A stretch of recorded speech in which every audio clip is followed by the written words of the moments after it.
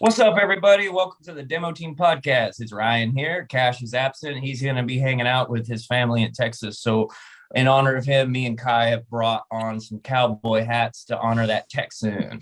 So, I just want to tell everybody we got some really cool guests today. We've got Austin from Stay Noisy. They do great work in the podcast field. They have some good exclusives on, like, if you're a big fan of that OG ASD, which, ASD stands for something. I don't know what. But if you like that one album, that EP, She Watched the Sky, you'll see two cool guys on the Stay Noisy podcast. Tons of great guests. Thank you, Austin, for being here and helping out with the recording and everything. Just wanted to give you props first. Thanks, man. I appreciate it. Of course. And with us today, we have Kai from Catbamboo, who's returning. This will be his second time on the show, and it's been a long time coming. We've been trying to get Kai back on here, and we're super happy to have him today. Welcome, Kai. Hey, thanks for having me again. It was real fun doing it last time. Happy to have some new people here to talk and see what's going on. Hell yeah. And I believe last time I wasn't on the episode, you were speaking with Moses and Cash, I believe. And I listened to that episode, and it is literally one of like the funniest episodes because you're on a good one, bro. You're just lightning fast Kai, just like, wait a minute, let me scroll my phone real quick. I can find this. Good times, man. So it's great to have you on here. We can talk about that time we met at a Kurt Travis show here in a little bit. But we also have Josh from, you may know him also as Nyxkiss. He's done lots of great features. He's got like great music, great songs. He's got features from like Dropout Kings. He's been on tour with Whitney Payton. I mean, he's done lots of cool stuff. Josh, give yourself a hand and introduce yourself, man. Like, you're a first time guest here. Yeah, it's me. It's your boy. I am Nyxkiss. I'm from Illinois. Yeah, I do that emo rap trap type of stuff. If you like that kind of stuff. He's kind of really the only one in my area, I feel like. There's a lot of like drill music and like older type of rap, so it's kind of hard for me to like, immerse in that, but it's pretty fun. Oh yeah, dude. So we have like, I think we're all over the globe here of the North American nation. I think what did you just say, Illinois? Yeah. And Kai, you're from, I want to say Texas. I'm in Texas a lot, but I'm from New Orleans, Louisiana, actually. Nice. And we have, I know, Austin, you're from Sacramento, California native, just like me. Yes, sir. Hell yeah, dude. Lots of different people from different walks of life here today on the Demo Team Podcast. So it's going to be really awesome. But I guess first things first, we could talk about like last time we had Catbamboo on the show. You were talking about this album that just came out that's I think doing really good, really awesome, and it's like it must be like a huge weight off your shoulders to finally have this one released and out there in the world. Yeah, dude. It was our debut album. That was so scary, just having like to go through all the first, Yeah. Get a lot of features on there too, so I really wanted to make sure that everyone's got their songs got done justice, and it definitely big weight off my shoulders that it's doing good now. Hell yeah, I'm proud of you, dude. You got like that Kurt Travis feature, Thomas Eric feature. I mean, you got Pushover on your album, dude. Like, that's freaking tight. Yeah, like that's like the closest we're gonna get to a Pushover to like 3 song, like. Next time, get both of them on the same track. Let's see what happens. Let's see. Josh, you just, I know you just released new music. You had the artwork done by Jamer's designer. Like, that dude's fucking tight. I don't want to say nothing, like, because, it's not yet out there. But, I'm excited to be working with that person for some reason. Ooh. But, do you want to talk about that? Oh, sorry. Tell everybody where to find it, what's it called, and who's on it. Yeah, so I just dropped that track. I believe it was like 2 weeks ago. It's called Nosedive. It's featuring one of my friends from Los Angeles called Kiana Nicole. She's more of like a scream rapper type of gal. And yeah, I had him do some artwork because I really love those like classic like 2008 shirts, like the crazy cartoony, colorful, like wild scene designs. And I was like, oh, that'd be cool for cover art. And I just seen he did he released the one for Dropout Kings. Adam showed me it a while back, and I was so excited. So I need to get that shirt. Hell yeah. Yeah, you can find that song everywhere. I have a little like streaming video on YouTube, but it's on all platforms. Eventually getting a music video done for it whenever she has time. So yeah, look forward to that. Hell yeah, dude. And joining us now, we have Ethan Swope, the legend himself in the medium of Children of Mana. He's actually played with Kai before. We were talking about this before you jumped on, Ethan, about your guys' show in I want to say Ohio, outside Cincinnati. Yes, that's right.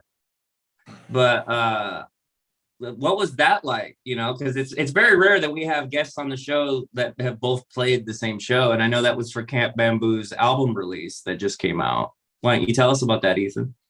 That was really fucking cool.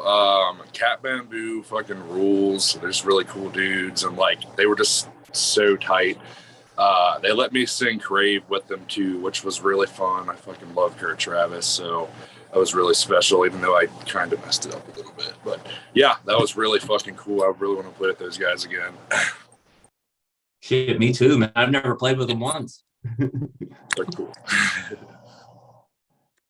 Let's see. Oh, yeah. So, Ethan, you tell everybody about Children of Mana, what you do for the band, and you know, let people know about what.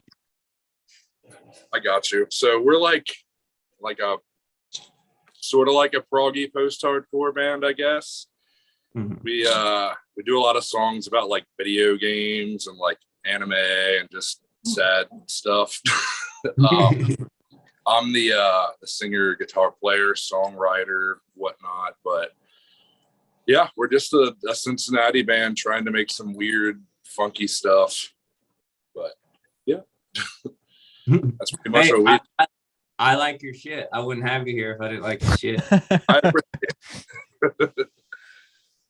So let's see. We got everybody here. So Austin, why don't you tell us some cool stuff about Stay Noisy, what you guys got in the pipeline? Like, you guys got anything new coming out? Any episodes that you've done in the past that you're real proud of, aside that OG ASD episode? Yeah. So Stay Noisy was a COVID project that probably started around the same time as Demo Team. You know, I feel like most podcasts started during the pandemic because there's nothing to do and you wanted to find some way to continue supporting the scene. Mm-hmm. So yeah, it was a COVID project that was originally had 3 members, including myself. And now it's just me. It's basically a one-man project. I've recently added on like 2 writers for my blog, but for the most part, it's been me. I think most notable episodes that I've done that I really like, besides A Skylar Drive or ASD, I guess I can't say the full name for legal purposes, but ASD. Whatever that stands for. All-Star Doctor. That's what it stands for. Their song, All-Star Doctor. Hell yeah. Dude, they were sidebar. They're amazing at Swan Fest. You know, that was so cool. But yeah, I think most notable ones that I am really proud of would also be Patient 67 with Tom Kiley. That was just really cool. You know, they're, you know, one of the biggest up and coming metalcore bands from out of the country. Being, you know, from Australia, that was just awesome. I woke up at 4 a.m. to record that episode. And it's like, I think it was like 8 p.m. his time. It was crazy time difference, but it was cool. Dropout Kings with Adam Ramey was pretty cool. Meredith from Victims was also pretty cool. And then my boys in Decatur, I've become like really good friends with them, gone on tour with them and whatnot. So I think those are some of my most favorite episodes. Besides that, stuff I have in the works, I'm doing a part 2 episode with my buddy Christian from the deathcore band Waste. That's coming out soon. Besides that, I'm just kind of like doing a lot of photo stuff for bands. You know, anything to do and support the scene, get out on the road, you know. So Oh yeah. Hell yeah. yeah. I gotta say, like, one thing that I like about this group of people I have here, because I mean, this is a totally spur of the moment episode. Like, obviously, Cash isn't here because this was last minute, but you know, like, I feel like, you know, we're all very aware that, you know, there's a lot of stuff going on in the scene, and like, you people on my social media and just like people in general, like when I look at your content and just see your stuff, you guys are very positive people, and you guys are very much beacons of like, whether you're like whatever you're sharing or content wise, it's always like there's a wholesome energy behind it, because it's like, you know, I think we all understand that life does get a little, you know, serious sometimes, and as artists, as people who appreciate the scene and the type of music we just listen to in general, which is just kind of like miserable people music, I think that that these people here today with me are very similar in the fact that while we enjoy very sad boy, like, you know, I'm emo trash music, but I feel like we as people are kind of like, you know, always trying to be either class clowns or like comical or share humor or just be some kind of like positive support system to the scene. And it's just like, I feel like the world needs like a group of just these kind of people just talking and just trying to like make sense of just the bullshit going on in the world, because it's not just in the scene. I mean, the whole world's in chaos, and it's just like I wanted to thank all of y'all for coming on here today. And if you guys want to talk about anything, like, don't ever be afraid to just like shoot out random nonsense. We all love anime, we all love video games, so there's no real topic for today. So whatever you guys want to talk about, feel free. I'm just expressing my gratitude and appreciation for all you guys showing up today. Totally. I mean, the way I look at it is that, you know, there's already enough drama, you know, in the world, and, you know, terrible stuff. So like, what do I need to bring to it? You know what I mean? Like, I don't need to add on to that. So I feel like it's just, you know, share the cool stuff. Yeah. And like what you said about like class clowns and everything, it's like, I just share a lot of memes online, bro, because like shit sucks. Like things aren't great. And like, if I can just laugh a little bit, you know, that's enough for me, you know. And thank you. I appreciate you for giving us a platform to actually be able to like talk about like the things that we're passionate about, and to be able to do it on like a public forum in a way, I don't know, like deeper connect with people who share mutual interests as all of us too. So it's it's what makes what we do possible, you know, you and Austin. I really appreciate that. Totally. That warms my heart. Thank you. I feel like now the state of like the world in the past 2 years, people have kind of adapted to like dwelling in the negativity because so much is going on that people kind of forget to like remember like, oh, hey, like I can be in this mood, or I can like, you know, brush that off and be like, all right, you know, things will get better and shit. You know, I can be in a better mindset for my own sake, you know, and just the little things like fucking memes and shit, like, will be like, all right, that's fucking funny. Yeah. That's why I like all your little memes and stuff that you post. I'd be like, you be posting some bangers. True. I think one of my favorite memes, I mean, Kyle always has freaking good memes. I don't know where you get those memes, man. Are you on Reddit or something? But I know Ethan also has a sick meme game. Ethan's deep dive, like B-side memes that you're like, whoa, I haven't thought about that game in years. Oh, fuck. Real obscure memes. Oh, yeah. So where do you guys get your memes? Let's share some meme secrets. Like, where you guys go? Dude, honestly, man, Twitter's pretty good for memes. Like any popular tweet that has like almost 1 million likes and, you know, 50,000 comments, I just go into the comment section. I just start scrolling. You'll just see crazy, out of pocket, wild memes. I'm like, yep, that's the good stuff right there. I'll to comment sections are where I get my like reactionary memes. Oh something yeah, ridiculous. The comment section is just so good. Yeah. I Always say on. the I majority get of mine, I get mine like a lot from like Instagram, but like it's screenshots of like Twitter. So like, you know, it's originated from like Twitter, but it's like progressed its way down to other social media. Oh yeah. man, I I have this. usually find mine at like just random like off satirical dumb Facebook pages. Like there's this one called People Doesn't Hide, and it's got like a bunch of like badass, and by badass just like whatever, but like skeletons, and it'll have like really dumb shit written over the skeleton. I don't know. I have a dumbass sense of humor, so like Oh, dude, I've seen those. I've seen that format before. It's the best one. It's like those Peaky Blinder or Joker memes where they have yeah, quotes from like they've never said this shit in their life, but it's just something like guys in their mid to late 30s are just thinking like, yeah, brother, I feel it. exactly. Like, hell yeah, Hoss. Boss Hoss, I'm feeling wild. Yeah. I feel it, man. I feel it. But I mean, I feel like me, like if I need some real banger memes and I'm like, shit, I haven't gotten some reacts in a couple days. Maybe it's time to jumpstart the old algorithm.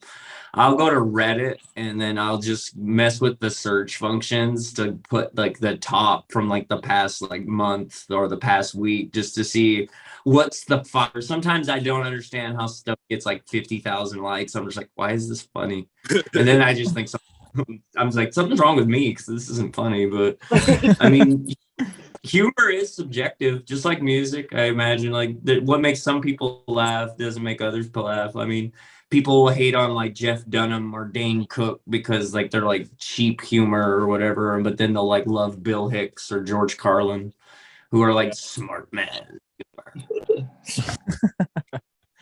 Hell yeah. Oh, dude. Okay, so I got a question for you. This is, demo team related. How'd you come up with those polls, man? Those crazy monthly polls. Those are insane, bro. You want? I've gone over it once before. I think it was on the 50th episode, but I apologize. No, you're fine because it's just like I think it's not a question asked very often, but it's like most people that are aware of us are only aware of us because of those polls. But that was handed to me by Craig Owens of Chiodos and Drugs. Story Rebuild Until God Shows. Mm-hmm. Yeah, like I started moderating his Facebook group, the Drugs Cartel, which some people might be familiar with. I worked there for like 3 years, but when I first started working there, I only got the job because I was like the only person posting in the group when there was like 15 people in there. And it was just like, you guys know me, if I'm in a group, I'm like, look, content. I get an audience. I don't care if it's 5 people, 10 people. I'm gonna like just entertain the fuck out of them because it's just like, why not? But he had presented me I don't know if this was Craig Owens or the person that handles Craig Owens social media, his manager or whatever, but I know that like me and him spoke very early on, and he sent me like a Radiohead meme, and it just had Radiohead songs and it had the reacts on it, and he was kind of like, hey, why don't you try doing something like this, but with, like Chiodos stuff or drugs or whatever, kind of get people interested. And like what's, the new album that's coming out, that's barely going to be coming out here in a couple of weeks, like 2 years ago in 2000. Yeah. So like when he had first announced that, like, yeah, like I was helping out promote King I Am. I think that's the song name, but it's not going to be on the new album, unfortunately. But yeah, I used to make little formats like that. And I was just kind of like thinking one day, because, the demo team, Cash and Moses actually like pose like polls on the demo team before I had even gotten this poll idea from Craig Owens. And we didn't really think anything of it because Cash did one for Afterburner, and he compared it to ZZ Top's Afterburner, and it was just kind of like a joke. Like React for ZZ Top or Heart for Just Give a Dance. It was kind of like a joke. And then Moses had asked the question, like, which album do you like better? Whatever I say is Royal Ocean and Downtown Battle Mountain. He compared whatever I say is Royal Ocean to a Magic Carp, and he compared Downtown Battle Mountain 1 to a Gyarados. Now, that was kind of like the first instances of Demo Team asking people like to kind of like pick your favorite.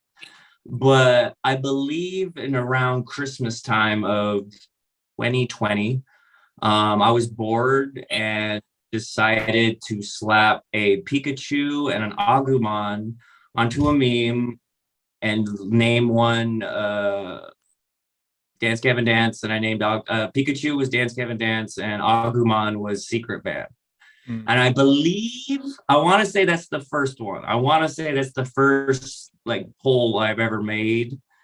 I could be wrong. I can't fact check myself from 2 years ago. I mean, the last 2 years feel like 10 years to be honest with all y'all. I don't know if y'all feel the same. Oh, definitely. But yeah, and then it kind of just snowballed from there because it was kind of like, wow, these two bands get a lot of reacts, so I was just like, well, what happens if I put 3?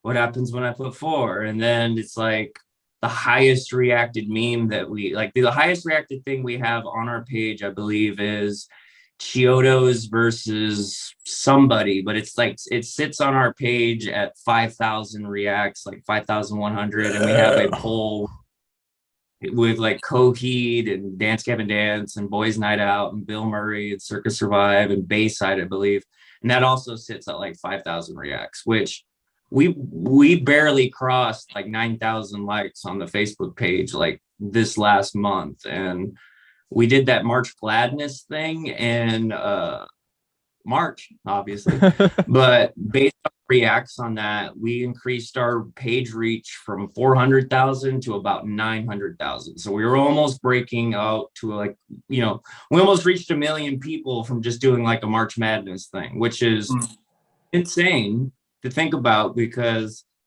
it's just a poll.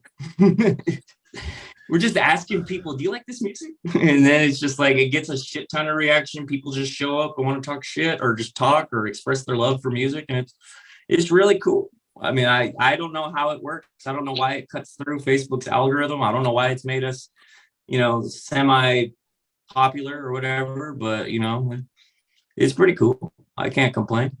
Mm-hmm. Yeah, I feel like that March Gladness stuff was insane, dude. I had like friends who don't even really like follow the podcast much, like sharing it on their socials and commenting and reacting. I was like, oh my God, this thing's crazy right now. It's insane to think about because that's basically how we got the Ghost Killer Entertainment like job, because Zach he reached out to me and he's like, because I was having a day or something, as I usually do when I choose violence. And I like, I was tagging all the C media pages, like, why are you guys covering this or that or something? You know what I mean? And I had one page hit me up kind of like, man, don't be telling us what to do. And I was like, man, I just want like news coverage, man. And Zach of Ghost Killer had hit me up and he was like, do you want a job? And I was just like, yes. So that's basically, yeah, he was just like, this was like I want to say like at the end of March Gladness or whatever. And yeah, we were going to get a logo made by somebody. Josh, we're going to have a logo made by someone. Anyway, but we kind of waited on that for a while.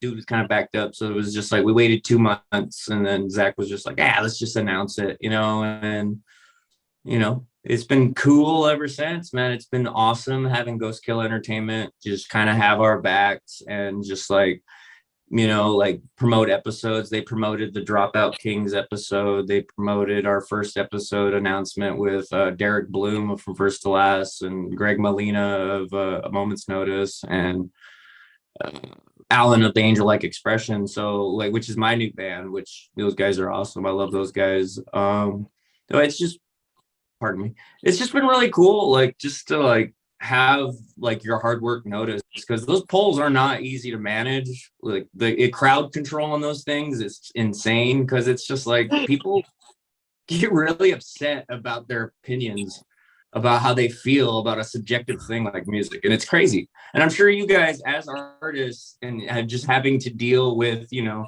unsavory folk that just don't like what you make, that you probably run into crazy people that are just very adamant on expressing their opinion to you.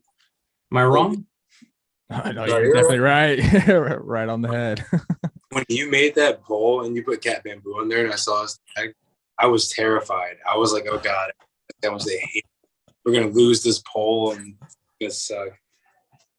But you didn't lose. I'm pretty sure you kicked everybody's ass on that poll, and you had like, I think Gold Necklace was on that, and you guys like outvoted them, and it's like that's Kurt Travis, that's freaking Brandon, like that's a big deal. That's a big pat on the back, dude. Like, to be honest with you, like that's like I like the fear you have, like that's why I get nervous like to put the homies on polls. I usually put them on with the homies because it's like, well, if they lose, it's just like, oh well, good job, homie, you know what I mean? But it's just like I was bored and I was like, you know what, Gold Necklace, like what am I gonna put it on a poll with? Like, you know, like I just did Eternity Forever, so I was like, let's give Gold Necklace some love. And I was like, who else got new stuff that came out?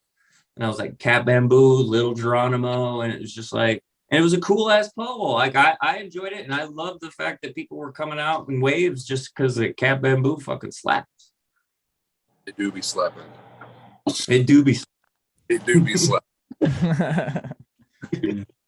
I enjoyed all the Little Xan memes with the Dropout King stuff.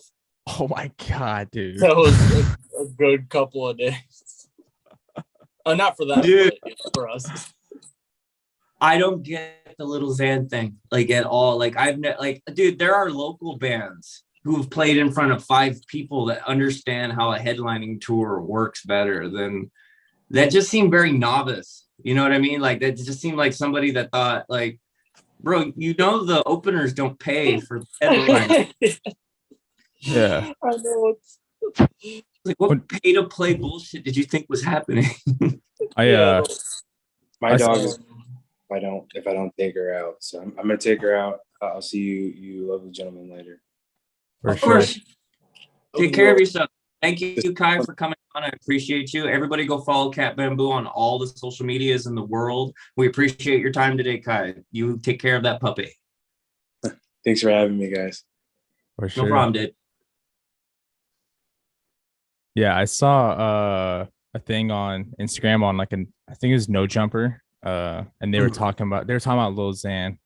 And I guess when he had like first come out, like blowing up and whatnot, he had this show with have you guys ever heard of Genius on YouTube? Yeah, okay, so they had a show and either it was like very low paying or not paying at all, but Lil Xan was supposed to perform at it and he's like, oh, I'm not going to do this. And his manager's like, you know, if you don't show up, you can never do work with Genius again, like ever. Like you will screw yourself over. And he's like, I don't give a shit. Like I'm not doing it. So it kind of shows like the track record of him. So I wasn't surprised that he dropped off. Like it's unfortunate. I'm not a big fan of him, to be honest, but like it could have helped put on for, you know, Dropout Kings and Saving Vice. But arguably, I think him not playing did better publicity for them in the long run. You know? And this is the same guy who was like supposed to tour with like Nicki Minaj and stuff. Like it's just crazy to think that like he's been like handed so many opportunities and like still acts like this. Like yeah, he's always been like the pick me kind of guy, you know, like everyone's like it's everyone else's fault as to why he's not successful. And it's like, well, dude, like you do it to yourself, man. Like get off the drugs and just, you know, be an artist, bro. Like yeah. And that was another statement he made. He was like, I dropped off the tour because it was going to mess with my sobriety. And I'm like, why would you agree to a headliner tour if you thought that was going to, like, you know, mess with that? If that was like the actual big case scenario, I could respect it. But with his track record of him like playing the blame game and always dropping off stuff, it's like, Is it really your sobriety, or is it just because this is just a publicity stunt for you? Yeah. But Gonna make them streaming pennies somehow, man. Straight up. Get them Spotify checks. There were some good memes though. I did. It's good memes. Oh, dude, yeah. Ryan was blowing up my fucking socials, dude, on the Dropout Kings group page. I was like, oh my god, this is the third or fourth one in the last hour. Yeah, that was the last thing I did before I got the ye old group ban. I've been banned from groups for like the last week. So wait, why? Why? Because of that, just spamming. I looked up, like I tried to like funny. buy on a group ban right now. I can't post in groups, which we've been talking about poll stuff. That's like basically how I get those polls around. So I've been appreciative of everybody that shares stuff for me. I know that. Yeah. But dude, your marketing's crazy, man. Like, because I had the way I found out about you, Ryan, was because of a podcast interview I did last year with the band Worth the Wait. And then and if a few weeks, I think like a few weeks after I recorded them, they went onto your podcast. And that's how I found out about the demo team. That's when I started like following the podcast and like keeping a close eye. And then I think either you sent me a request or vice versa. And yeah, your marketing's crazy, dude. We've been homies a minute, and it's like, I believe I've talked to you. I used to live in Sacramento, like when a Skylar Drive, like when they first got signed to, Tragic Hero and Dance Gavin Dance had just released like freaking Downtown Battle Mountain. Like I was in the local Sacramento music scene, like, like I didn't play no Boardwalk or nothing, but I did play like Club Retro and fucking like the churches and stuff, the same churches that like freaking Dance Gavin Dance, like the underground stuff. Like I'd be playing like John F. Kennedy High School and stuff, and I'd see all the local band dudes, and like they were just regular dudes, and just to see them like now to be like hella successful or having great ass moments like they did at Swanfest for ASD, it's just like I need to get off my ass and do something. Dude, yeah, no, it's crazy, man. That's the other thing that's super insane to think about. Like some of you guys here on the demo team are like part of that like swancore genre, and to think that it's something that like started in my hometown because of Dance Gavin Dance is insane to me. Like I forget how big that genre is until like I go on like Twitter or like listen to the demo team, like, oh crap, that's insane to think. Just like the splinter groups, like I'm sure Ethan over here can name every single swancore side project that like Kurt Travis has been on, like from 5 Minute Ride to freaking it's a lot like Birds. And it's just like, it's crazy how far the net spreads. And like, it just goes to show you, like, because I was watching one of my favorite movies today, That Thing You Do. And it's that scene where the drummer's character Shades is talking to the jazz musician Dale Paxton, or it's just like you kind of got to be crazy to like be a musician, and it's just like you gotta just keep playing music and don't let the ride stop. If you stop playing, then the music stops coming. So like I quit music for like 10 years, and it killed me inside, working like a normal 9 to 5 and not having any kind of musical expression. So to get back into it in like 2019 when I rejoined that one band, and I was with them for 3 years. I mean, I'm pretty sure, Ethan, I've been sharing like demos and shit with you for a couple years now, huh? Oh yeah, for sure, dude. I'll be like, does this sound good? And you'll be like, what? Dude, all of your shit sounds good. Like you're so good. You got them screams. I've been, yeah. I hate to be that guy. People always ask me like, well, how did you learn to scream? And I was like, well, I opened my mouth one day and it just came out. What happens? And it's just, I hate being that guy, because at one point it was like I could just like, open my mouth and scream. But like when you take a 10-year break, you definitely, the bike gets rusty as fuck. And when you try to get back on, you fall back into bad habits. And like I've had to teach myself like how to scream, and it's just like getting like that God-given talent and not taking care of it for like 10 years and being a smoker. And like, I've been smoking since I was 18, and, you know, it doesn't really affect the screaming vocals. It just makes it sound more like gargly and, scary. But it definitely has made like learning how to sing like hard, because I sound like a fucking shitty teenager when I try to sing. But it's always good to keep the fucking muscle. Like, if anyone's listening, and I'm sure everybody here, always make the time to practice, please. It's necessary to practice. Oh yeah, use No that matter what. diaphragm. I'm sure. Yeah, diaphragm. Do lots of lung exercises, like deep diver exercises, like holding your breath as long as you can. Exercise is good. Eating good is good. Definitely eat good. And if you're a smoker like I am and you're having trouble quitting, just remember Frank Sinatra smoked till the day he stopped singing. So, I mean, it's not impossible to be a heavy smoker and a singer. It's just like, if you are, you're going to have to do double the maintenance and repairs. And if you quit smoking, it actually will, I'm sure, I haven't quit yet. I'm trying to, but I'm sure if you quit smoking, it'll help you do the singing and screaming thing a lot easier. Science. Not Science. Hell yeah. Hell yeah. Well, But- dude, Hey, Josh, Yes, I have a question. I might have an answer. What's Whitney Payton like? Oh, she's super dope. She's always been super like Dude, nice, and like she'll like come and like listen to everybody's like sets and stuff. Like, I mean, she's always like in the back and stuff, so people aren't like, you know, like coming up to her and everything. hassling her. Yeah. But we'll talk every Yeah. once in a while. Like, I'll have to remind her again to try to get on here, because she's always like, oh yeah, you know, just let me know and stuff like that. But I never got like the actual like, all right, when are we gonna do this and stuff like that.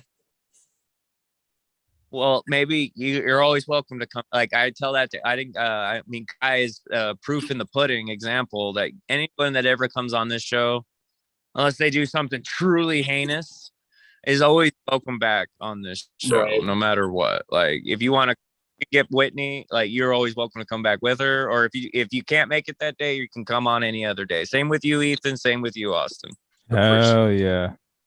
Yeah, that'd be Hell If yeah. if we ever get a guest and we don't have people like nailed down to like record or whatever, and you guys see a guest that's coming up and you're like, let me get on, like, that's all it takes, really, is just to be my homie and just hit me up when I need it. yeah. Yeah, I think you had hit me up a couple weeks ago when you did the episode with From First to Last, but I was literally at work. I was like, fuck, I can't make it. I can't make it. Oh, yeah. I love giving people that existential dread, like, damn, what did I miss? Yeah. The FOMO.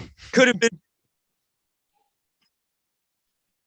But that episode turned out really good. Like, Derek is probably easily one of the nicest people I have ever spoken to in the music world. He is just so down to earth and like a friendly ass mother person.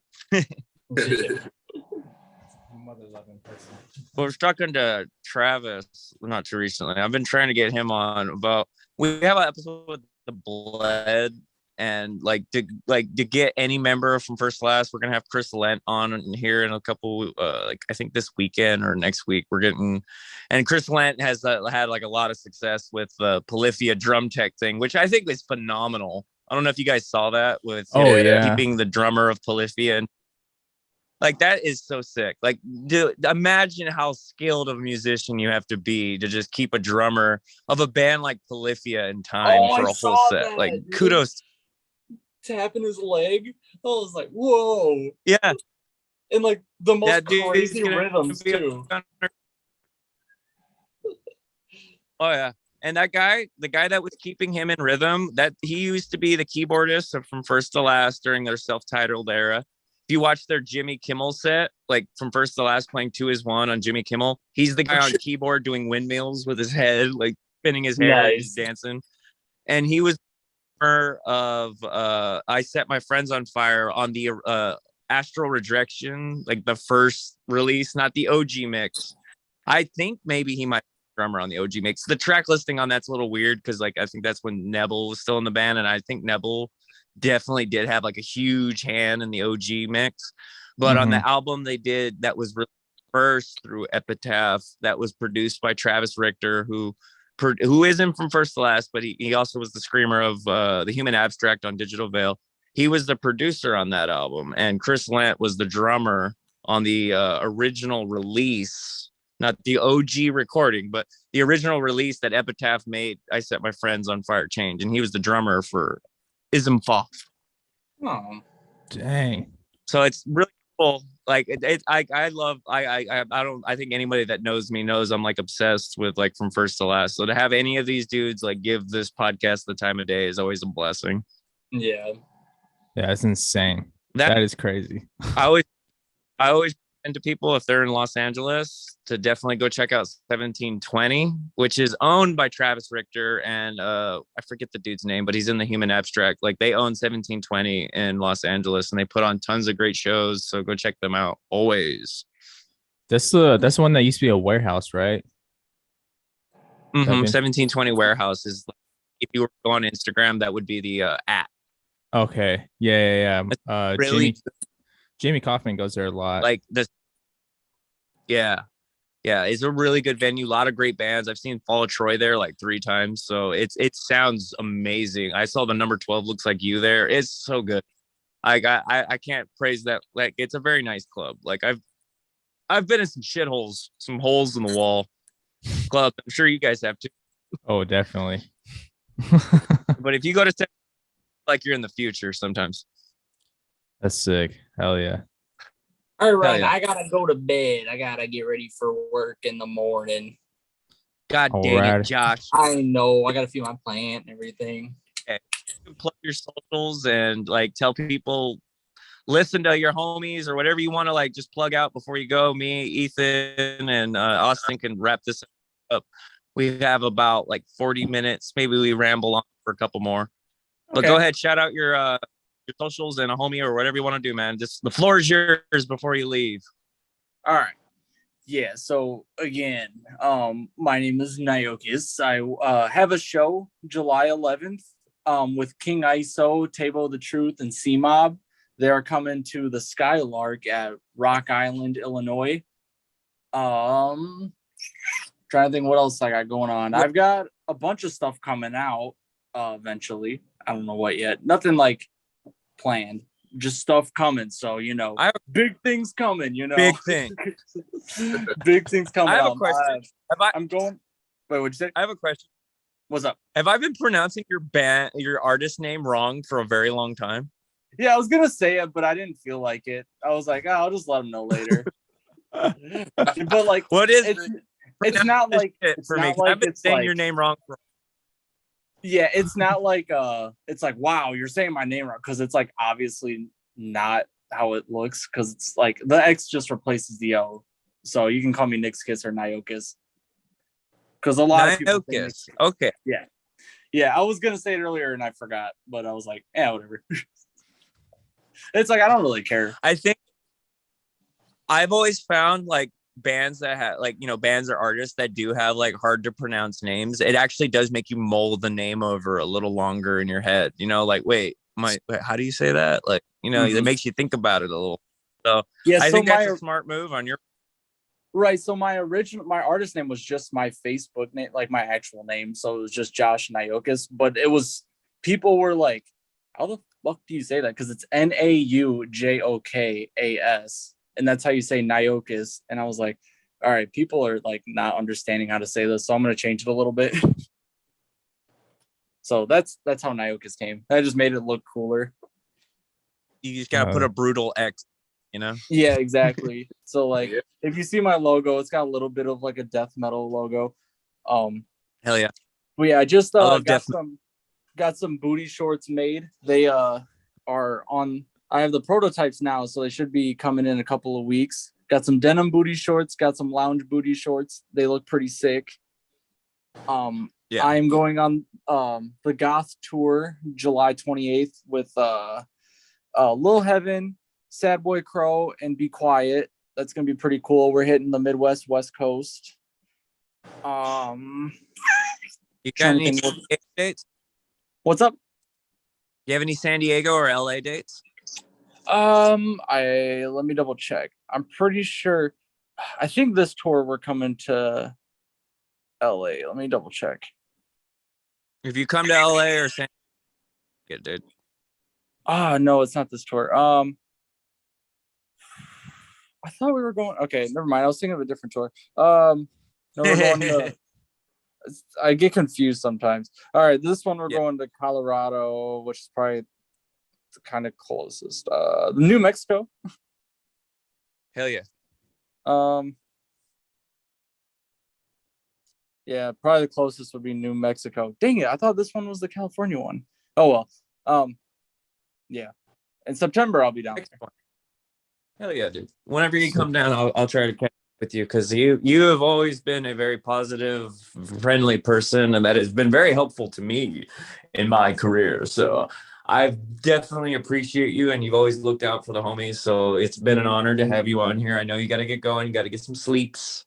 So I was You've always been helpful to me too. I was thinking about too. I was like, when we originally first I guess met, we were talking about like how we have the same like drug shirt, but like I know we've like been Facebook friends way before that, and like I was like in your the Bled shit posting group, and I'm like, I don't even know how I got in that because I don't even know who the Bled is, but I was just always in the group, and I was like, I'll just keep liking the post. I was like, I don't even know how I managed to get in this group. Like it's just a blurb. I was like, I guess I'm in this group, so whatever, I'll interact. If you want a fun fact about the Bled, their bass player almost played for drugs. If you watch the Blue Ridge Festival performance, that's the bass player from the Bled. Really? Good. Interesting. Check out Last American Cowboy by the Bled. That song is amazing. Last American Cowboy. If you like drugs, you'll like the Bled. I love they are so good. Yeah, if you love drugs, I'll give it a listen before I go to bed. The Last American Cowboy. Yeah, that'll wake you up, man. You'll be up till 4 a.m. Dark. Bet. But take care, Josh. I appreciate you coming on, man. Heck yeah, thanks for having me. I'll be back on soon. Oh yeah, of course, dude. All right, you guys have a good night. Likewise. You too, dude. All right, Austin. Let's drill Ethan. Let's find out what kind of. Yeah, Ethan's been kind of quiet, man. I'm a quiet guy sometimes. I know it. I'm not really good at interview things either. This is like probably the second one I've ever done stuff.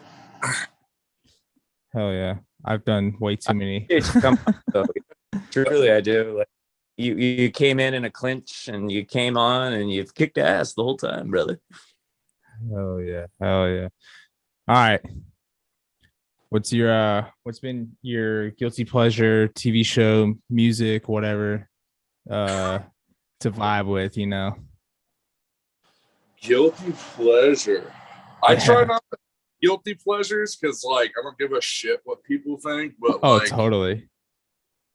I would have to say my most recent as far as TV goes, I just watched the 2003 Ninja Turtles. That was nice. Cool. I wasn't expecting, but do what? Was that TMNT? I think it's TMNT. I can't. It's the one that's the 3D like 4K. Yeah. Look it up. Was it 3D animation or was it cartoon? No. It's like shit. It's almost like an anime. They had it on 4Kids in like the early 2000s. Okay, I vaguely remember that. Yeah, it's a fever dream, straight up. Yeah, I definitely remember like there's the 90s one too, right? Yeah, that's the one I remember that one a lot. It's like that's the first one. It's like, oh shit, my phone fell.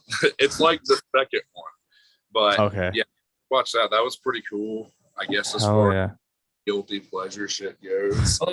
It's such a a funny term, like guilty pleasures. Like, well, it's just something I enjoy. Who gives a shit? But yeah. Oh yeah. I mean, guilty pleasure. I mean, I think in some regards, like when people say guilty pleasure, I always feel like it's something that could be like not as like respected or liked in like mainstream. Like for me, a guilty pleasure would be the 1994 version of Street Fighter with Jean-Claude Van Damme and Raul Julia.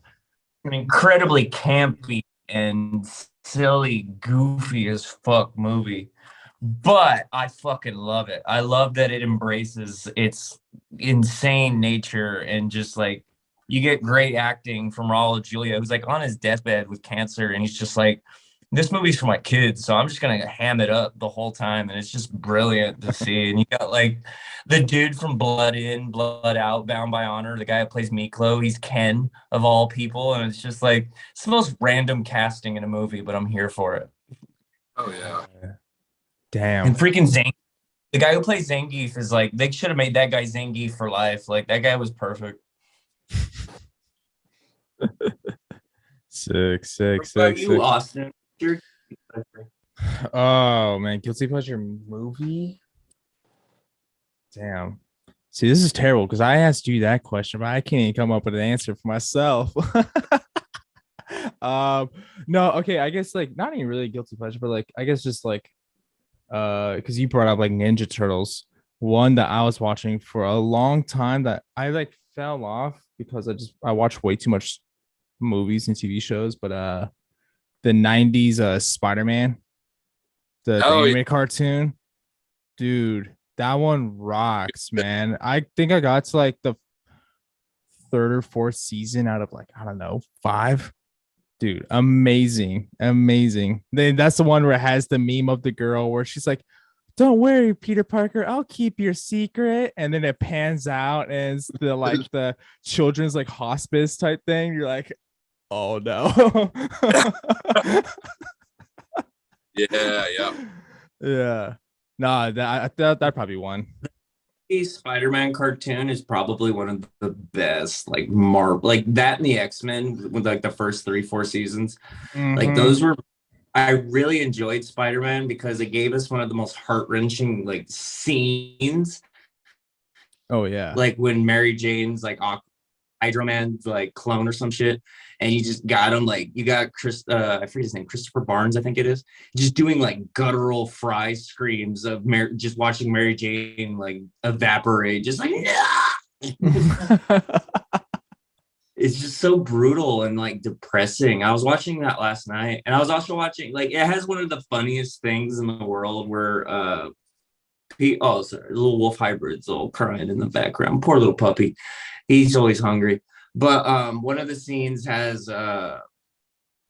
Peter Parker, he has the symbiote, like the Venom symbiote, and he's just going way overboard trying to like get Shocker, like the biggest D-list villain of all time. And he's just like, I'll chase you to the ends of the earth. Just like mad as fuck. He's gonna like Shocker's just running up the stairs. Fuck, he's gonna kill me. Overacted, hammy, cheesy thing. It's so brilliant though. I love it. I love that they like that show was obviously like a passion project for the people involved. Dude, the theme song was great too. Like it's just so awful, so good. It was the dude from Aerosmith that did that. Is it? The lyrics it was like so dumb. It's man, like blood, spider blood, radio. Yeah. I couldn't remember the lyrics. I could hear in my head. Yeah, but the riff is so sick. Oh yeah, that part is good. Oh yeah, like that riff is like sick because like when you watch that, you're like that one and X-Men, like literally X-Men theme song is the most hypest shit in the world. I want a metalcore band to have that as the breakdown. I think Power Glove did a cover, and it's like the most epic. It's just like okay, instead of mouth acoustics. But I'm just saying, like the '90s had some banger themes. Oh, definitely. Because even the Batman animated series, yeah, it's just like that Danny Elfman like inspired score is just like beautiful. Yeah. I love Danny Elfman. I'm a big oingo boing. Jack Skellington can sing to me any day of the week, man. I'm just like, that's the fucking shit. That guy wrote the Simpsons theme song, like, and ain't no Primus South Park. It's like Boingo Boingo, Danny Elfman is obviously, to me, being a progressive post-hardcore artist. I do like progressive music, which to me, like, you identify as a progressive post-hardcore musician as well. And I mean, it's always kind of a weird, fickle genre to associate yourself with, but I've always kind of just looked at it as like, well, I want to make post-hardcore music, but I'm not going to try to just do what the Used did or My Chemical Romance did on Bullets. Like, maybe I'll take a little bit of flavor from that. But I'm also a big fan of Foxy Shazam. I'm also a big fan of Circus Survive and The Fall of Troy. I want to kind of throw all these things into a blender and kind of just like, here's all my favorite things I like doing. Look, I'm going to throw some spoken word in there too, because I like A Lot Like Birds and Law Dispute a lot too. Or, I listen to a lot of Boys Night Out's Trainwreck, and I just love like the tape recorder scenes. And it's just like, I just want that in like all my music, some dude talking on a tape recorder. You know what I mean? Like that shit just was cool to me, It's the passion, man. Now it's your turn to talk progressive post-hardcore. Come on, Ethan, talk about progressive post-hardcore with me. I mean, take your it's definitely, you pretty much described exactly how I would have described it. Like almost exactly what the bands do. Like shit. Yeah. I don't know. I like a lot of like newer post-hardcore stuff and older post-hardcore stuff, but I like a lot of like old school prog stuff too. I mean, Oingo Boingo is cool as fuck, but like Yes and Rush and like Blue Oyster Cult, I don't know. I've always tried to mix that shit with the new shit, get something like cool and new sounding. Maybe that's been done before, but do a fresh take on it. I don't know. Yeah, it gets kind of hard to reinvent the wheel, but if you're able to, that's when it hits.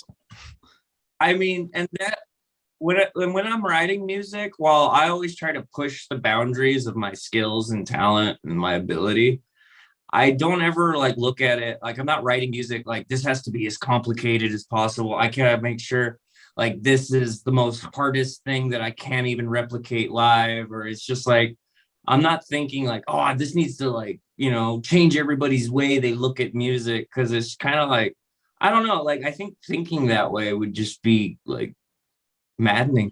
I'm not trying to I'm not trying to show off. I'm not trying to like be like I'm aware that I'm like skilled at what I do, but I'm not like walking around going like, ain't nobody can do what I do, bro.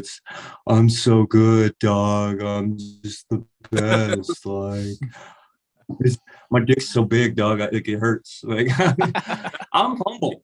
I'm the most humble guy there is. There's nobody more humble than me. I'm just oh yeah. I'm modest. You ain't gonna find a more modest Jerry.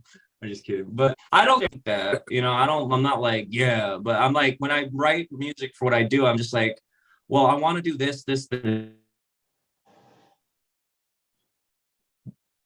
What would you say is your most influential or like honestly, favorite? like I'm just resting on one device as the and it has, what's the name of the guy that produced The Used and Story of the Year? John Feldman.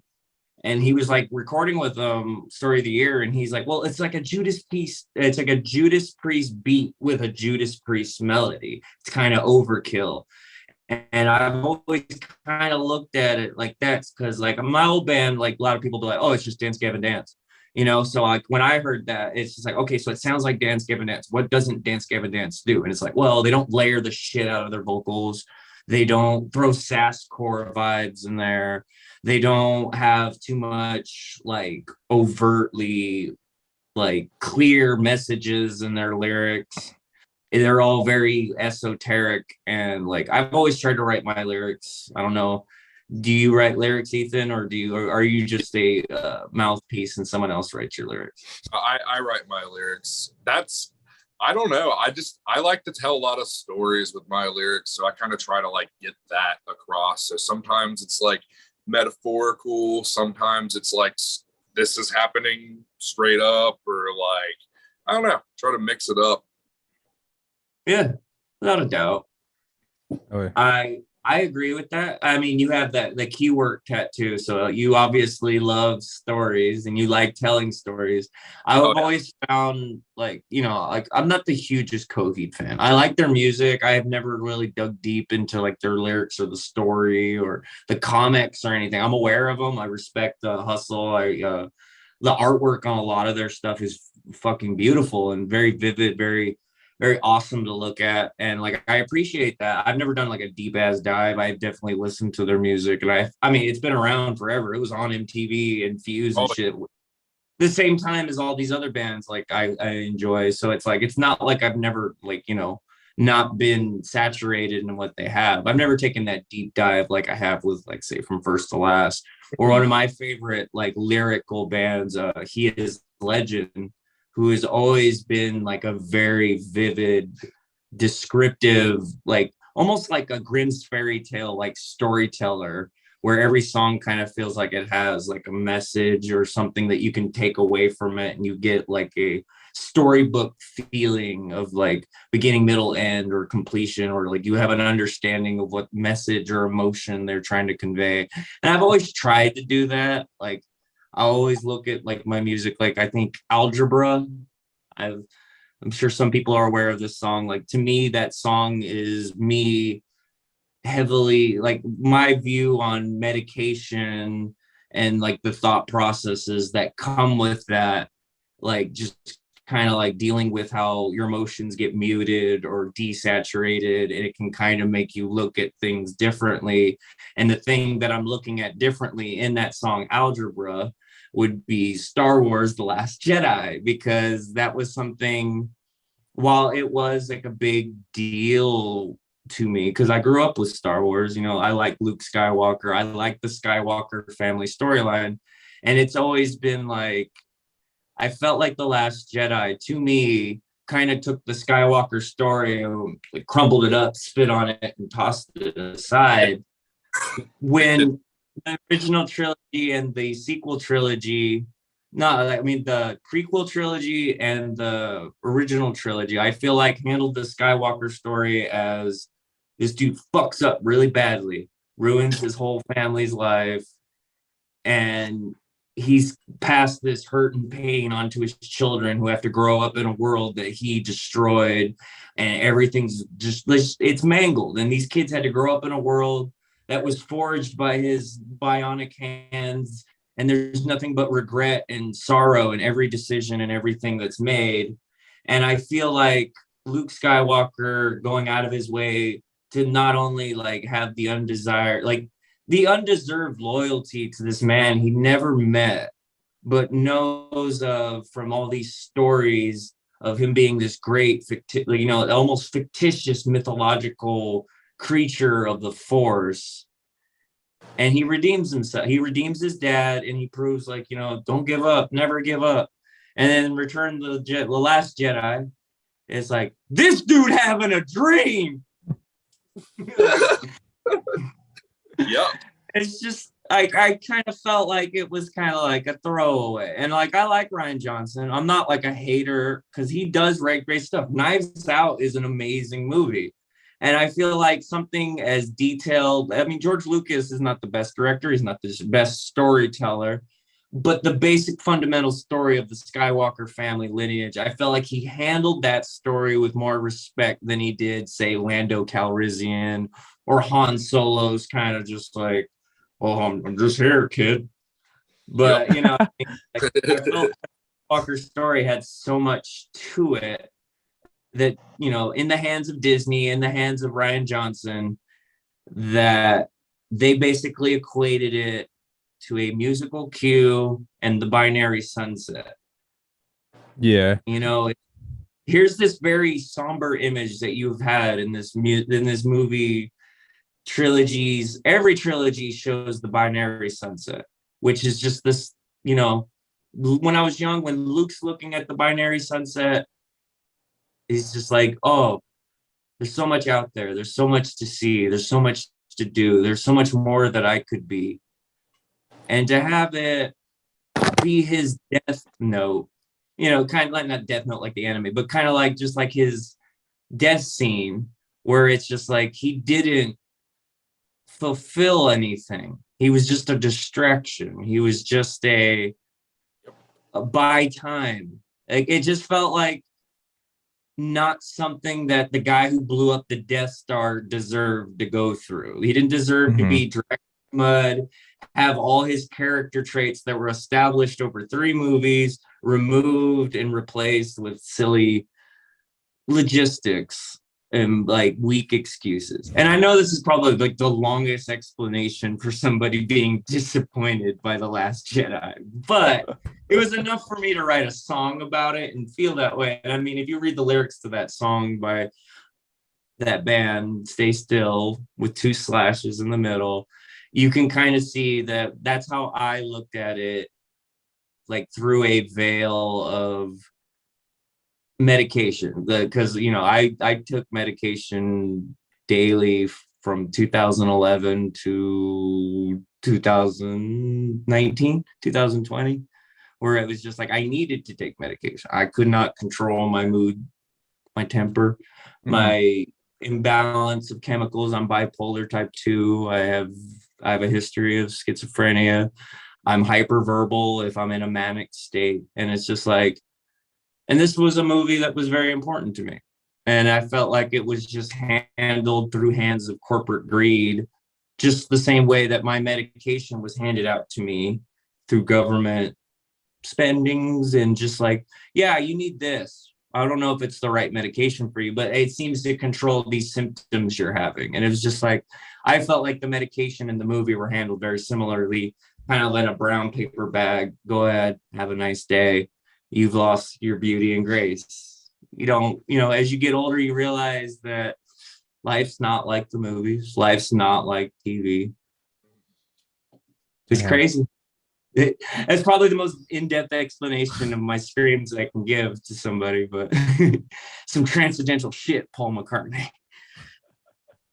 Dang, yeah, that was quite the explanation, man. Heck yeah. I mean, that song rules. Now I know what it's about. Like, I like agree with most of that too. So fuck yeah, dude. Yeah.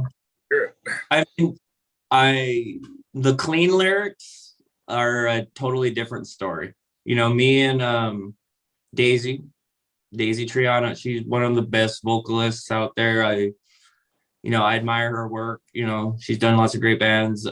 We never wrote music together though. Like we would come up with ideas like for call and response stuff, but when we rewrote our lyrics and stuff, it was like 2 separate, you know, like I would look at her stuff, she would look at my stuff, and it was just like sometimes it would co-align and we would like double phrases that we would say and stuff, but they're like 2 different stories. It's the slashes in the middle, you know, it's 2 different people trying to create something within the elements of progressive post-hardcore. You know, I never minded the association with swancore or Dance Gavin Dance and stuff. Like I never felt like I was living underneath anyone's shadow. Not to say that this band did. I know they weren't, you know, they were on the show, they were vocal about like, you know, it's, you know, they have different influences, like, you know, and everybody from the bass player, Jose, having Iron Maiden, you know, he was heavily inspired by Iron Maiden. Iron Maiden rules. I love Iron Maiden.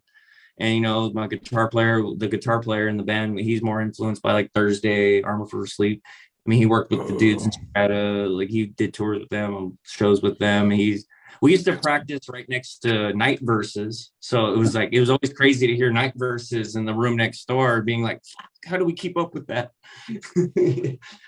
But, you know, I always found music, like, I always try to push the boundaries, because when I first started in music, I was in like a deathcore metalcore band in Sacramento. It was called Virucidal. They released music without me. We recorded one album, like an EP, I think like a 3-song EP that never got released. We released some songs on MySpace. It was a really cool band. I really enjoyed it. We were very heavily inspired by like Job for a Cowboy and Catherine, who were Sacramento locals. We were like, when Brian passed away, like I remember seeing like want to try out for Catherine and being like, I should do this, like I should, and being too afraid that I wasn't ready for that. and kind of always regretting it, because I love Catherine, even the second singer they got after Brian. But I always looked at that band as being like something like, why didn't I try out? Like I saw the ad, I saw it when it was fresh. Like I should have just sent them a demo or something.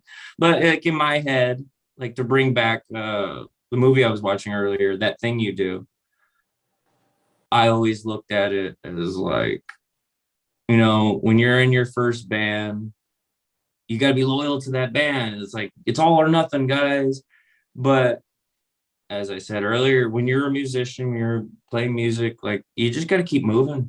Because if I just did stay still and then just gave up, like I think I would be sitting here feeling unsatisfied. And like the music I'm making with the Angel-like Expression, I'm very excited for this stuff because like I'm working with Joey Holiday. We got like an EP's worth of stuff. I'm writing lyrics and stuff for this. We got like 5-6 songs, maybe more than that, maybe less than that. I can't really speak on it because it's just like we're kind of going as it moving along. I got to go back out there in California to record some vocals, but it's going to be like a really cool EP. We don't have a vocalist yet, so that's kind of why we have the hired gun, Joey Holiday, who's like the king of features. I mean, go check out Gambit by Resilia. Like that thing is fire and it deserves all million streams it's got. So I'm excited for my prospects in music. I'm excited to hear Children of Mana. How's Boggs? He's good. I don't really get to see him too much anymore because I got an interesting situation with my band where I live. I used to live in Cincinnati, but my boyfriend moved up to Maine like 2 or 3 years ago, and I moved up last year. So, and Johnny lives in like Newport, Kentucky, which is basically Cincinnati.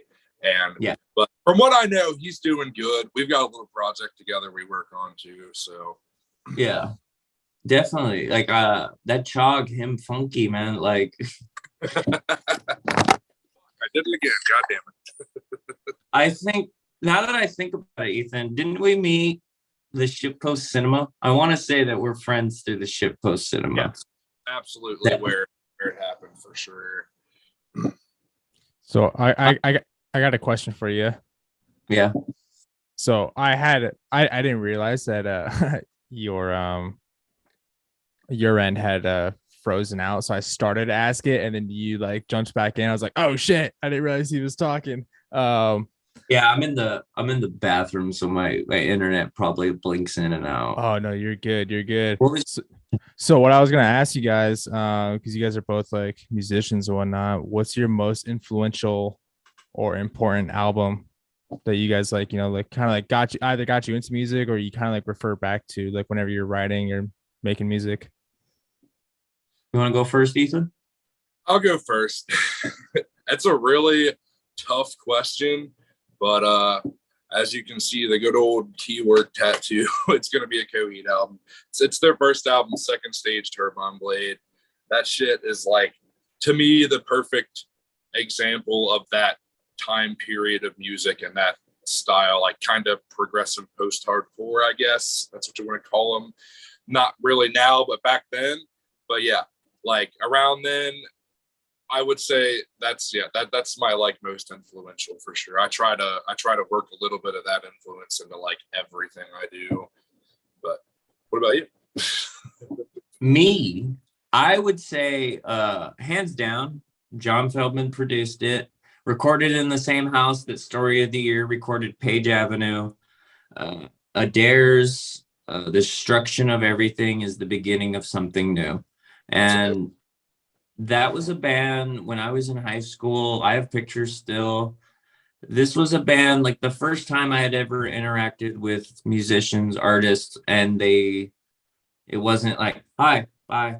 And it wasn't yeah, I'll sign your thing. All right. It was, musicians treating me like a peer and not like a fan. It was like a musician talking to you, engaging with you, and conversing with you, asking you questions as like not even as a fan, as a person. Like, hey, are you having a good day? Like, is it hot out there? Like, you want some water? And those dudes in that band were probably one of the first instances where I was talking to musicians and I was just like, I got to do this. This is like what I want to do with my life. Like, I just want to go around the country and just be cool to people, be nice to people, and treat them like people, despite the fact what I'm doing is like really, really cool. But at the same time, like, I'm just going to be a really cool person and just treat everybody like human beings. And I'm not going to let this get to my head and like be like a big massive asshole. And I'm sure there's people rolling their eyes like, this guy saying this shit, but it's just like that album also as like a piece of written written work, as like lyrics go, as like instrumentation goes, it is progressive post-hardcore. It may not sound like progressive post-hardcore to people now. It'd be probably like maybe like cut and dry emo hardcore, you know, emo post-hardcore, even maybe even pop punk to some people. But it's like, to me, back then in 2000, I want to say that album came out like 2005, possibly 2006. Like, the landscape for music was really shitty production, really catchy as fuck, really crisp, clear production, but it didn't go as heavy as the nastily produced stuff. So it was really hard to find like a common ground, because I really like screaming in my music. And while Adair didn't have a shit ton of it, it was clear cut, recorded, but with the screaming stuff was always like a exclamation point. And you'll have songs like I Buried My Heart in Cosmo Park, and there's like a spoken word part, and it just builds up this frantic, kinetic, just chaotic energy, and it explodes. And it's just like, it's so clean produced, because it's the same guy, John Feldman, like, this album holds up to this day. Story of the Year's Page Avenue holds up to this day. And while Adair, some, like, I've shown people it and they're like, I just can't dig those vocals. And it's just like, I get it. He's not Johnny Craig. He's not singing like angelically like Anthony Green. He's more of like an everyman, kind of like a Kurt Travis, more, but he could scream. And it was just like, to me, it made it more relatable, because I'm not the greatest singer, but I can scream. And it's just like, this guy's pouring his heart out, carving it out, you know, and just like laying it out over these cool, tight, rhythmic, delay, like clear cut riffs, and just really like swamping bass and great drum fills, and just like ideas for music. At that time, I wasn't really getting, and like the only people emulate it were like Armor for Sleep or Boys Night Out, and you weren't really getting that at a mainstream level from bands like My Chemical Romance or Coheed. And always felt like sometimes, like, I love My Chemical Romance because it's just like, that guy's not the greatest singer either. It's more like a Smashing Pumpkins kind of whiny thing, and it's always so storytelling and smart, and the art was always on point. And it's just like, I love bands like that. I love Adair. I love that the album is basically got like the Aztec calendar people on it, and just the whole written concept of the album, the destruction of everything is the beginning of something, is basically the story of how a band dies. Damn. Because that's just all it is. It's telling the story of the band they were in beforehand, called Disturbing the Peace. And they were like a new metal band, because if you look up Disturbing the Peace, all the, like, most of the dudes from Adair were in that band. And it was a new metal band, and new metal was kind of fading out. So they decided to become a post-hardcore band, work with Feldman, and they just tell the story of how this band for 6 years got to a point where they just needed to burn it all down and become something new and different. And this was the opportunity and chance that they were finally going to get. And Adair toured from 2005 to 2006 nonstop. Were signed to Warcon with like Drum Corps and Deer and Gray and a My American Heart. And like, if you know history with Warcon, you just know that label wasn't handled correctly. So Adair, at the end of their tour cycle, were just a bunch of broke homeless dudes that had dumped all their savings into music, and they just had to break up and go home. Because the dream, despite being really cool people, despite playing Taste of Chaos, sold out shows, it just wasn't enough. You can't be on the road broke. It's as much as like any musician will tell you, being like going on tour is basically like being like a homeless person going from town to town, sleeping in a van. Like, that's tours. And like, unfortunately, you get to a point in age where that's not feasible. You got family at home, or It was a really bummer. I know Taste of Chaos 2015, Adair came back for one show. Their album has a feature from Dan Marcella, who sings in Story of the Year, and that's always been one of my favorite songs, The Diamond Ring. It's a really beautiful song. And I've always took that, like, them breaking up, to heart, because I felt like they had such a good style of music that didn't really, you know, carry on too much. Like, like Thrice, Armor for Sleep. A lot of these bands, like, I know Thrice is still around, but I know Armor for Sleep gave us 3 albums, and then they just, a lot of those cool bands, Boys Night Out, a lot of those Classic Crime, a lot of those cool bands that, like, were kind of like, blue collar, salt of the earth, grassroots, everyman vocalists. Like, you'd have to be like Thursday to, like, last forever. And it's just like a lot of that Midwest emo sound didn't, like, it didn't carry on too much, unfortunately. Yeah. No, I a few months back I started getting into like older, like early 2000s emo, metalcore, post-hardcore style bands like Poison the Well and Thursday and Misery Signals and stuff like that. I'm like, dude, how the hell did I not know about this when I was in high school? But like, to be fair, when I was in high school, bands like a Skylar Drive and We Came as Romans and stuff like that was popular, and the bands I had just mentioned before were like had already been out for a while, but they weren't like in the limelight as much. Yeah. So when you say like Skylit Drive and We Came as Romans, that, like, I'm 33, so like to me that was around 2010 to 2011 when they were at peak and metalcore had taken over and the post-hardcore bubble had begun to burst. Yeah. Because I'll be 29 in September, so I'm a little bit younger than you. So I think probably when I was going into high school, you were probably like graduating from it, or had just graduated. So I believe I was in beauty school when you were high schooling. I believe it. 2007. Well, 2008, because I went to homeschool because senior year, I was like, you know what? I'm going to ditch all the time because what's life? I was an idiot. I didn't learn my lesson, but I graduated high school. I always tell people I'm 2007, even though I graduated a little later, the beginning of 2008. But hey, they don't need to know that, It doesn't matter. It was a recession. I couldn't get a job anyway, even with a high school diploma. Yeah. It was tough times, man. Definitely. But yeah, man. Yeah. It's been an interesting conversation. Oh, hell yeah. You're from Sacramento. Do they talk about Mozart season out there, or is it just me? I don't really hear the name too much. When was their like peak time? Like 2006, 7. Okay. I feel like I bet you if I mentioned it to some of my friends who are closer to your age, they would know. Do you know Say it one more time. Cemetery Sun? Yes. I met Dodie a few months back. Their guitar player, Mozart season. Oh, okay. You know what? Next time I'm hanging out, with these guys in A Foreign Affair, they're friends with Cemetery Sun. If Dodie's around, I will mention them, and I bet you he'll probably go down a rabbit hole and talk about it with me.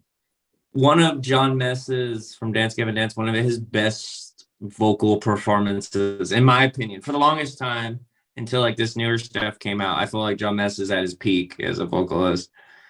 Mozart Season's "Look Mom, I'm on TV" is probably one of the sickest John Mess tracks out there. Mozart Season.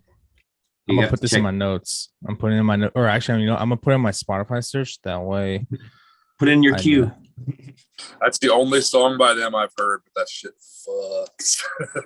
Dude, look up, I forget what it's called. I think it's Knights of Goliath or Fall of Goliath. I forget. It's something Goliath. Oh yeah, the Fall of Goliath. Yeah.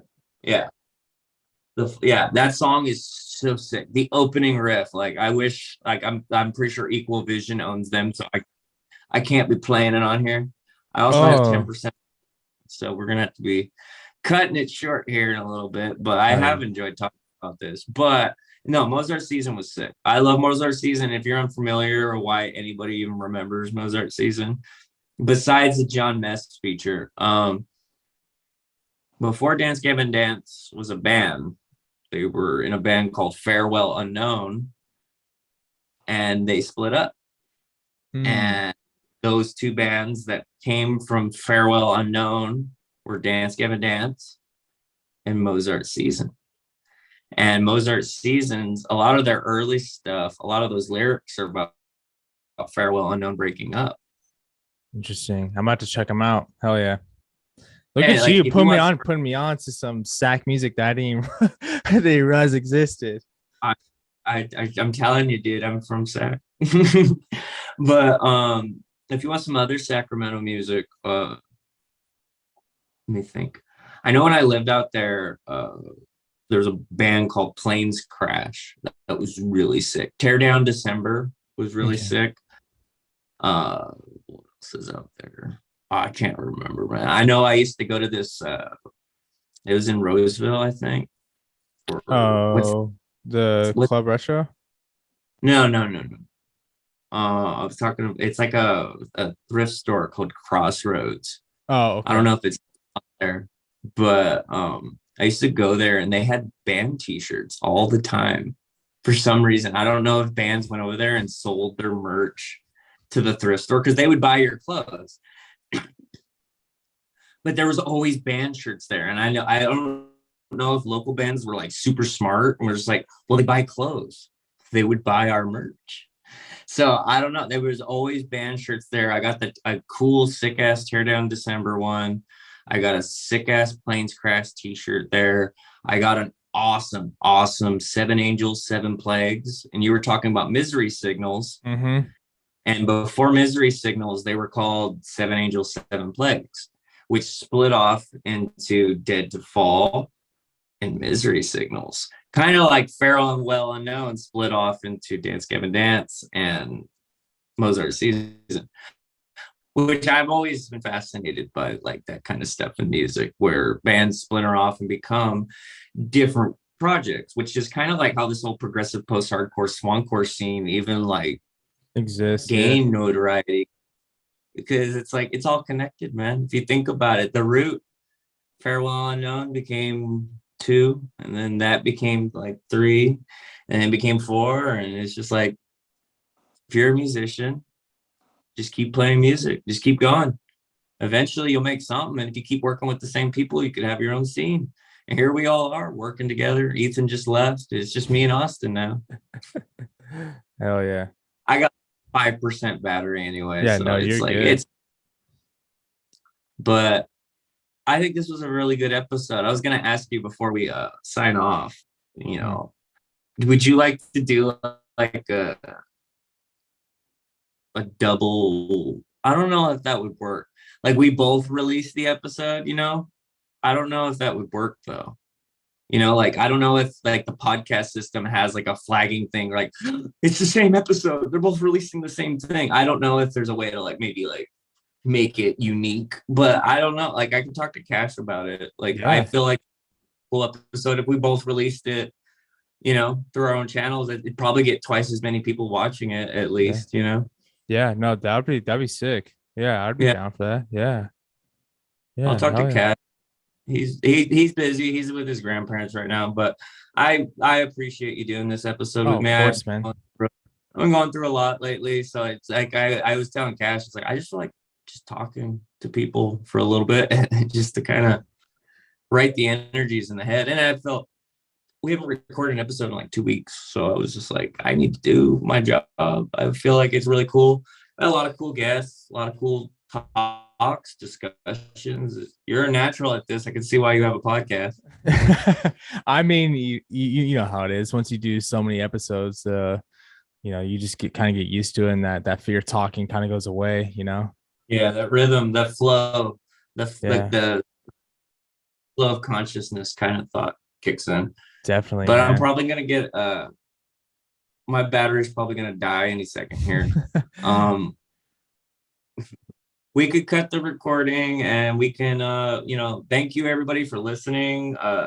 Thank you Ghost Killer Entertainment for always being an awesome sponsor. Thank you Stay Noisy. Thank you Catbamboo. Thank you Children of Mana, Ethan.